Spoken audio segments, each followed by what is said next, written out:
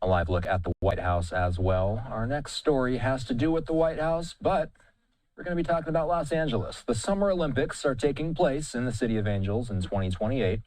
And today, we learned of some new members that are going to be on the LA 28 Board of Directors. According to Politico, the common thread among nearly all of the new additions is ties to President Trump. So, what does that mean for that summer's games? Senior political writer at Politico, Melanie Mason, is here to discuss. Melanie, thanks for coming on. Who are some of the names that people would recognize that are going to be on this board? Former Speaker Kevin McCarthy is one of them.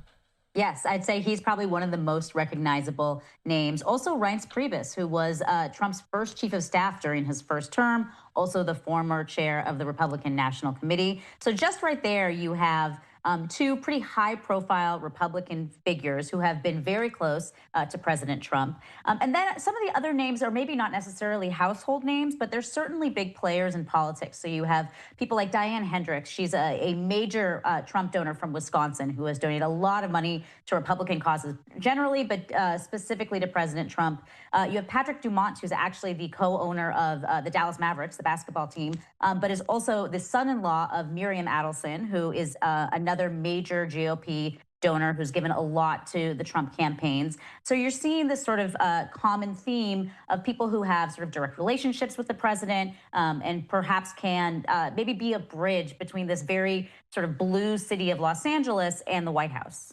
So what does this board call the shots on exactly? In what ways do they influence the Olympics?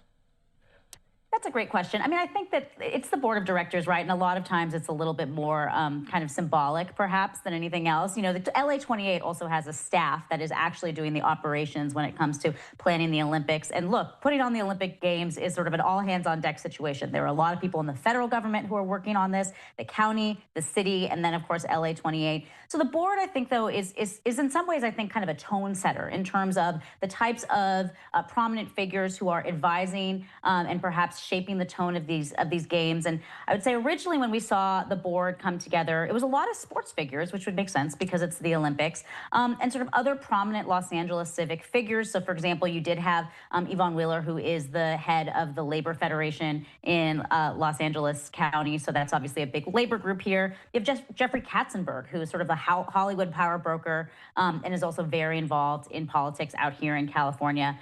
So I think that what we're seeing is both a change in maybe the partisan tilt of the board, but also just the geographic range of the board. The fact that you have people who will be weighing in from Wisconsin, from Texas, and of course, Washington, D.C., I think kind of shows that this is, look, these are national games, and I think they're trying to broaden the scope. What are the potential benefits of this board being one phone call away from the president? Could there be any drawbacks from being one phone call away? Well, I think the benefits are that, you know, relationships are so much of sort of what makes politics go round, and particularly with this president, who I know is, you know, those relationships are very dear to them. And look, I think that the people who are running LA 28 have been cognizant of that from the beginning. Casey Wasserman, who is the chair of the board and is probably the most prominent face of LA 28, he's a Democratic donor. I mean, he's donated to Biden. He's probably more affiliated with Democratic politics. But very early on, in January, he went to Mar-a-Lago to visit with President Trump. I think because they saw that these personal relationships could be important, especially because there's been a lot of strife between the city of Los Angeles and the White House, particularly around things like immigration enforcement and sort of the nationalization, the mobilization of the National Guard. So I do think that there's been this sort of conscientious effort to build these relationships. When it comes to drawbacks, I mean, I think anytime you're injecting politics into something like, you know, the Olympic Games, which I don't think people think of as necessarily a political event, then that can get pretty dicey, right? We're in such a polarized country right now that if this is looked at as the Republican Games or as the Democratic Games, then that might turn off a significant portion of the population. But I think what the board would say is, look, there is a variety of political affiliations on this board, as in addition to various sectors that are represented. So I don't think they want to be pigeonholed as seen as too Republican or too Democratic. You know, you write in the piece that this is the latest example of a sports body bending toward Trump as it prepares to put on a major event during his second term. Would the World Cup be the other major example?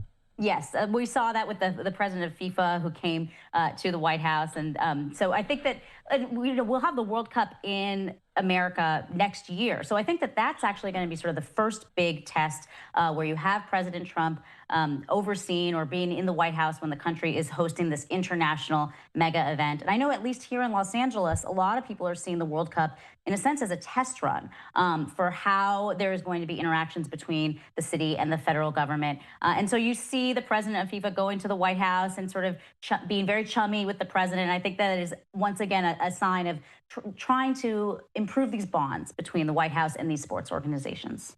Melanie Mason is a senior political writer at Politico. Thanks, Melanie. Thank you.